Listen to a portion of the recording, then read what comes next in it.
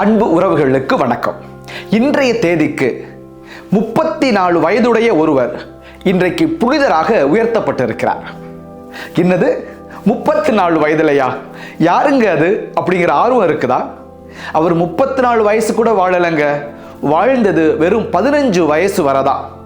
அவர் பேரு கார்லோ அக்குத்திஸ். அவர் அருளாளராக உயர்த்தப்பட்ட பொழுது எனக்கு ஒரு சந்தேகம் அல்லது ஒரு கியூரியாசிட்டி எனக்கு எழுந்தது. அது எப்படி ஒரு 15 வயசுக்குள்ள ஒரு அருளாளராக ஆகிற அளவுக்கு அவர் என்ன பண்ணியிருப்பார்? அந்த 15 வயசு வரை உள்ள வாழ்க்கை எப்படிப்பட்ட வாழ்க்கையா இருந்திருக்குன்னு ஒரு தேடல் எனக்குள்ள இருந்தது. அந்த நேரத்தில் தான் 2024ஆம் ஆண்டு கிறிஸ்மஸ் போது இந்த பார்க்குறீங்களே, இந்த புத்தகம் எனக்கு கிறிஸ்மஸ் பரிசாக கிடைச்சது. இந்த புத்தகத்தை நான் முழுசாக வாசித்தேன். இந்த புத்தகத்தில் இந்த கார்லோவுடைய குழந்தை பருவத்திலிருந்து அந்த 15 ஆண்டுகால வாழ்க்கை, அவருடைய பெற்றோருடைய சாட்சியம், நண்பர்களுடைய சாட்சியம், ஆசிரியர்கள், பேராசிரியர்கள், அருகில் இருந்த துறவு மடத்தில் இருந்தவர்கள், நண்பர்கள், வழிப்போக்கில் சென்றவர்கள் என சொல்லி பலரும் தங்களுடைய அனுபவங்களை பகிர்ந்து கார்லோ எவ்வளவு முக்கியமானவர் என்பதை சொல்லி இருக்கிறார்கள். இந்த புத்தகத்தை வாசித்து நான் காத்துக்கொண்டே இருந்தேன். எப்பொழுது கார்லோவை புனிதராக இந்த திருச்சபை உயர்த்துகிறதோ அன்றைக்கு ஒரு காணொளி வெளியிட வேண்டும் என சொல்லி, இதோ இன்று செப்டம்பர் 7ஆம் தேதி கார்லோ அக்குத்திஸ் புனிதராக உயர்த்தப்பட்டிருக்கிறார். வாருங்கள், யார் அவர், என்னவெல்லாம் செய்தார், எப்படி 15 வயதிலே ஒரு புனிதராக உயர்த்தப்பட்டிருக்கிறார் என்றெல்லாம் நாம் அறிந்து கொள்வோம். தொடர்ந்து பாருங்கள். இதுவரை சப்ஸ்கிரைப் செய்யாதவர்கள் சப்ஸ்கிரைப் செய்வதோடு லைக், கமெண்ட், ஷேர் செய்து மற்றவர்களும் இந்த அரிய தகவலை அறிந்து கார்லோ அக்குத்திஸ் வழியாக ஆசீர்வாதத்தை பெற்றுக்கொள்ள உதவி செய்ய உங்களை அன்போடு கேட்டுக்கிறேன்.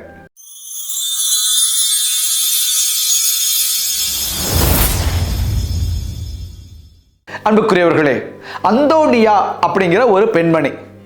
அந்த பெண்மணி கிறிஸ்தவ குடும்பத்தில் தான் பிறந்திருந்தாங்க. ஆனாலும் பாருங்க, ரொம்பலாம் அவங்க கோவிலுக்கு போறது இல்லை, ஒரு தினமும் ஜபம் சொல்றதோ அல்லது பக்தியா அப்படி எதுவுமே இல்லை. கல்யாணத்துக்கு ஏதாச்சும் ஒரு கல்யாணம் நடந்தால் கோவிலுக்கு போகிறது, யாராச்சும் ஒருத்தர் இறந்துட்டா கோவிலுக்கு போகிறது, இப்படி தான் இருந்தாங்க. நமக்கே தெரியும், ஐரோப்பிய நாடுகளில் திருமணம் கோவிலில் நடக்கிறது அரிதிலும் அரிதாக நடக்கும். அப்போ அரிதிலும் அரிதாதான் திருமணம் நடக்குது அப்படின்னா இந்த அந்தோனியா அரிதிலும் அரிதாக கோவிலுக்கு செல்லக்கூடியவராகத்தான் இருந்தார். அதே காலகட்டத்தில் வாழ்ந்த மற்றொருவர், அவர் பெயர் ஆந்த்ரே அக்குத்திஸ். அக்குத்திஸ் என்பது ஒரு குடும்ப பெயர். இந்த ஆந்த்ரே சிறு வயதிலிருந்து நன்றாக கோவிலுக்கு போனவர், நல்ல பக்தியாளர் தான். ஆனாலும் கூட கல்லூரி போன பிறகு அதுக்கப்படி கோவிலுக்கு போறது, கல்லூரி போன பிறகு கோவிலுக்கு போவதோ ஜெபிப்பதோ எதுவுமே இல்லை. இவ்வாறு 2 பேரும் தனித்தனியாக ஒரு உலகத்தில் வாழ்ந்த பொழுதுதான் இருவரும் சந்தித்துக் கொள்கிறார்கள். இருவருக்கும் திருமணம் நடைபெறுகிறது. இவர்களுடைய இல்லறத்தின் விளைவாகத்தான் ஒரு குழந்தை பிறந்தது, ஆண் குழந்தை. அந்த குழந்தைக்குத்தான் அவர்கள் கார்லோ அக்குத்திஸ் என்று பெயர் வைத்தார்கள். நாம் ஏற்கனவே பார்த்தது போல பெற்றோர்கள் பெரிய அளவில் பக்தி இல்லைதான். ஆனாலும் கூட தாய் வழியில் ஏற்கனவே சில நூற்றாண்டுகளுக்கு முன்பு ஒரு புனிதர் இருக்கிறார். தந்தை வழியிலும் சில நூற்றாண்டுகளுக்கு முன்பு ஏற்கனவே அந்த குடும்பத்தில் ஒரு புனிதர் இருக்கிறார். கார்லோ என்பது கூட தந்தை வழி தாத்தாவின் பெயர் தான். ஆக ஒரு பாரம்பரியம், ஆன்மீக பாரம்பரியமாக இருந்தாலும் கூட கார்லோவிடம் பெற்றோர்களிடம் அந்த ஆன்மீகம் இல்லை. குழந்தை பிறந்த 15 நாட்களில் மே 3ஆம் தேதி குழந்தை பிறக்கிறது. மே 18ஆம் தேதி குழந்தைக்கு திருமுழுக்கு கொடுத்து விடுகிறார்கள். இப்பொழுது குடும்பம் அவர்கள் இருந்த இடத்திலிருந்து மிலான் நகருக்கு குடிபெயர்கிறார்கள். மிலானில் தான் புனித அம்புரோஸ் பேராயராக பணியாற்றிய இடம். இவர்கள் அங்கு சென்ற பொழுது குழந்தையை பராமரிப்பதற்காக ஒரு தாதி பெண்ணை அவர்கள் தேர்ந்தெடுக்கிறார்கள். அந்த தாதியுடைய பெயர் பியேத்தா போலந்து நாட்டுக்கார பெண். போலந்தில் தான் 2ஆம் ஜான் பால் பிறந்தது. போலந்தில் தான் இயேசு ஆண்டவர் இரக்கத்தின் ஆண்டவராக புனித ஃபவுஸ்தீனாவுக்கு காட்சி கொடுத்தது. போலந்தில் தான் மாக்சிமிலியன் கோல்வே இன்னொரு கைதிக்காக தன் உயிரை கொடுத்தது. எல்லாம் இந்த 3 பேரை பற்றியும் ஏற்கனவே நான் காணொளிகளும் வெளியிட்டு இருக்கிறேன், நீங்கள் பார்த்து இருக்கலாம். இப்பொழுது இந்த பியத்தா தாதியாக அந்த வீட்டுக்கு வருகிறார். வீட்டுக்கு வருகிற பொழுதே அந்த புத்தகத்தில் சொல்லப்பட்டு இருக்கிறது, கார்லோவுடைய தாய் சொல்லுகிறார், பியேத்தா வீட்டுக்கு வருகிற பொழுதே ஹோலி கார்ட்ஸ் நிறைய கொண்டு வந்தார் என சொல்லி. அது என்ன ஹோலி கார்ட்ஸ்? இப்போ நாம் வேளாங்கண்ணிக்கு பாத யாத்திரையாகவோ அல்லது திருப்பயணமாக போகிறோம், அல்லது கனடாவில் இருக்கிறவர்கள் அங்கே இருக்கிற மலை கோவிலுக்கு புனித சூசையப்பரை பார்ப்பதற்காக போகிறார்கள், அல்லது பிரான்சில் இருக்கிறவர்கள் லூர்து மாதா கோவிலுக்கோ, அல்லது போர்ச்சுக்கலில் இருக்கிறவர்கள் பாத்திமா கோவிலுக்கு என சொல்லி பல்வேறு இடங்களுக்கு நாம் போகிறோம். அவ்வாறு போகிற பொழுது அந்த புனிதருடைய படம் அச்சிடப்பட்ட ஒரு தாள் அல்லது கார்டு இருக்குமே, அது ஹோலி கார்ட்ஸ். அந்த புனிதருடைய படம் அச்சிடப்பட்ட அந்த அட்டையில் இன்னொரு பக்கம் ஜெபம் இருக்கும். நம்மில் பலர் வாங்கி வந்து பலருக்கும் கொடுத்து இருப்போம், நாமும் கூட ஜெபித்திருப்போம். அப்படியான நிறைய ஹோலி கார்ட்ஸ், அந்த புனிதர்களுடைய புனித அட்டைகளை பியத்தா வாங்கி வந்திருக்கிறார். அவள்தான் கார்லோவுடைய ஆன்மீகத்தின் ஆணிவேராக அங்கே இருக்கிறார். அந்த பட அட்டையை வைத்து கார்லோவிற்கு கிறிஸ்தவ விசுவாசத்தை அவள் கற்றுக் கொடுக்க தொடங்குகிறார். புனிதரை பற்றியும் இயேசுவை பற்றியும் அன்னை மரியாளை பற்றியும் கார்லோ பியத்தாவிடமிருந்து கற்றுக்கொள்கிறார். எப்படி அச்சிர்ச சிலுவை போடுவதிலிருந்து அனைத்தையும். தினம்தோறும் காலையில் கோவிலுக்கு செல்கிற வழக்கம் கார்லோவிற்கு இயல்பிலேயே இருந்திருக்கிறது, அந்த ஆர்வம். ஆக மிகச் சிறு வயதிலேயே தன்னுடைய தாதியோடு அந்த நாணிப்பெண் அவளை அழைத்து கொண்டு கோவிலுக்கு திருப்பலிக்கு போகிறார். பள்ளிக்கூடத்திற்கு அழைத்து போவதும் அந்த பியத்தா தான். அந்த பியத்தா சொல்லுகிறார், நாங்கள் பள்ளிக்கூடத்திற்கு போகிற பொழுதே நாங்கள் ஜெபமாலை ஜெபித்துக் கொண்டே செல்வோம். யோசித்து பாருங்களே, ஒரு 4 வயது 5 வயது சிறுவன் கோவிலுக்கு போகிற பொழுதே நாங்கள் திரு ஜெபமாலை சொல்லிக்கொண்டே செல்வோம். இன்னும் குறிப்பாக எத்தனையோ நாட்கள் அதிகாலை கார்லோ எழுந்த பிறகு அந்த கட்டிலை ஒழுங்குபடுத்தும் பொழுது கவனித்து இருக்கிறேன், அந்த போர்வையை எடுக்கும் பொழுதே ஜெபமாலை கீழே விழும். அப்படி என்றால் இரவிலும் தூங்குவதற்கு முன்பதாக ஜெபமாலை சொல்லுகிற பழக்கம் கார்லோவுக்கு இருந்தது என்று குறிப்பிடுகிறார். இதே காலகட்டத்தில் அந்த 4 வயது நடக்கிற பொழுதே அம்மா வழி பாட்டி அவரும் வந்து வீட்டில் தங்க தொடங்குகிறார். அந்த அம்மா வழி பாட்டி வீட்டில் தங்க தொடங்குகிற பொழுது ஒரு மெடல், ஒரு சுரூபத்தை அவர் கொடுக்கிறார். ஒரு பக்கம் இயேசுவின் திரு இருதயம், மறுபக்கம் அன்னை மரியாளின் மாசற்ற திரு இருதயம். அதையும் தன் கழுத்தில் அணிந்து கொண்டு கார்லோ சொல்கிறார், இயேசு அன்னை மரியாள் இருவரின் இதயங்களும் என்னுடைய இதயத்தை பாதுகாக்கும் என்று சொல்கிறார். 6 வயது வரை பியத்தா தான் குழந்தையை பார்த்து கொண்டது கார்லோவை. 6 வயது கார்லோவுக்கு நடக்கிற பொழுது அவர் வேறொரு வேலை தேடி அவர் போய்விடுகிறார். இப்பொழுது 7 வயதில் புதுநன்மை கொடுக்கப்படுகிறது கார்லோவிற்கு. அந்த புதுநன்மைக்காக தன்னுடைய வீட்டிலிருந்து அந்த கோவிலுக்கு அவர்கள் புறப்படுகிறார்கள். அந்த புதுநன்மை நடந்த இடம் அம்ப்ரோசியார் சபையைச் சேர்ந்த கிளைஸ்டஸ் அருட்சகோதரிகள் நடத்திய துறவு மடம். அங்குதான் புதுநன்மை திருப்பலி. அவர்கள் ஒரு நெடுஞ்சாலையிலே அவர்கள் பயணிக்க வேண்டும், ஒரு ஹைவே. வரலாறு என்ன சொல்கிறது, அந்த புத்தகத்தில் சொல்லப்பட்டு இருக்கிறது, உலகத்திலேயே முதல் முறை ஒரு நெடுஞ்சாலை அமைக்கப்பட்டது அங்கே இத்தாலியில் தான். அது அந்த நெடுஞ்சாலை தான் 1924, அதாவது 101 ஆண்டுகளுக்கு முன்பதாகவே கட்டப்பட்டு இருக்கிறது. அந்த நெடுஞ்சாலையில் வாகனத்தில் போகிற பொழுது தன் பெற்றோரிடம் கார்லோ சொல்லியிருக்கிறார், அம்மா இந்த நெடுஞ்சாலையில் போகிற பொழுது நாம் விரைவாக அந்த கோவிலுக்கு சென்று விடுகிறோம். அதே போல்தான் எனக்கு நற்கருணை என்பது விண்ணகத்துக்கு விரைவில் செல்வதற்கான நெடுஞ்சாலை என்று சொல்கிறார். Eucharist is my highway to heaven. விண்ணகத்தை சென்று சேருவதற்கு நற்கருணை எனக்கு ஒரு நெடுஞ்சாலை என்று சொல்கிறார். ஆக நற்கருணையை பெற்ற பிறகும் தன்னுடைய வாழ்க்கையில் ஒரு தூய வாழ்க்கையை கார்லோ வாழத் தொடங்குகிறார். இந்த காலகட்டத்தில் அந்த வயதுக்கே உரிய ஒரு ஆர்வம், நிறைய கேள்விகள் கிறிஸ்தவத்தை பற்றி கார்லோவிற்கு வருகிறது. யாரிடம் சென்று கேட்பது? இப்போ நம்ம வீட்டில் பிள்ளைங்களுக்கு நிறைய சந்தேகம் வந்தால் யார்கிட்ட கேட்போம்? அம்மாட்ட கேட்போம், இல்லைன்னா அப்பாட்ட கேட்போம். இங்கேயும் அதுதான். போய் கார்லோ அம்மாவை நச்சரித்து நிறைய கேள்விகளை கேட்டிருக்கிறார். அம்மா தான் கோயிலுக்கே போகிறது இல்லையே, எப்போ ஒரு கல்யாணம், எப்போ ஒரு இறப்புன்னு கோயிலுக்கு போகிறவங்க தானே. நம்ம ஊரில் எப்படி குருத்து ஞாயிற்கு மட்டும் போகிறவங்க, பெரிய வியாழன் மட்டும் போகிறவங்க இருக்கிறாங்கல்ல, அந்த கதை தான். இப்போ அந்த அம்மாவுக்கு என்ன பதில் சொல்கிறதுன்னு தெரியல. ஆக பக்கத்தில் இருக்கிற கோவிலுக்கு போய் மகன் கேட்கிற கேள்வி எல்லாம் அங்கே கேட்டு அந்த ஃபாதர்கிட்ட இருந்து நிறைய பதிலை கேட்டுக்கொண்டு மகன்கிட்ட சொல்ல ஆரம்பிக்கிறார். நாட்கள் ஆக ஆக மகன் நிறைய கேள்வி கேட்கிறான். அம்மா கோவிலுக்கு போய் பங்கு தந்தையை பார்த்து பதில் பெற்று வருகிறார். நாட்கள் ஆகிக்கொண்டிருக்கிறது. சில மாதங்களிலேயே தாய்க்கு மனமாற்றம் ஏற்படுகிறது. மனமாறிய தாய் இப்பொழுது முழுமையாக கோவிலுக்கு வர ஆரம்பிக்கிறார். தினமும் அவர் கோவிலுக்கு செல்ல தொடங்குகிறார். கிறிஸ்தவம் தொடர்பான நிறைய ஆய்வுகளையும் நிறைய கதைகளையும் அவர் தேடி வாசிக்க தொடங்குகிறார். முதல் மனமாற்றம் இங்கே தாய்க்கு ஏற்படுகிறது. தாயும் மகனும் சேர்ந்து கிறிஸ்தவம் தொடர்பான தகவல்களை நிறைய தேடி வாசிக்கிற பொழுது மகனை பராமரிப்பதற்காக ராஜேஷ் என்ற ஒரு இளைஞனை அவர்கள் நியமிக்கிறார்கள். இந்த ராஜேஷுக்கு இந்திய பாரம்பரியம் உண்டு, மொரீஷியஸில் இருந்து அவர் வருகிறார் என பல்வேறு ஒரு கிளை கதைகளும் அங்கே இருக்கிறது. நாம் இப்போ அதை பார்க்க வேணாம். இந்த கிளை கதைகள் உடைய இந்த ராஜேஷ் இங்கே மிலான் வந்து இந்த குடும்பத்தோடு சேர்ந்து கார்லோவை பார்த்துக்கொள்ள தொடங்குகிறார். பெயரிலிருந்து நமக்கு தெரியும், ராஜேஷ் என்பவர் கிறிஸ்தவர் அல்ல, இந்து சமய நம்பிக்கையை உடையவர்.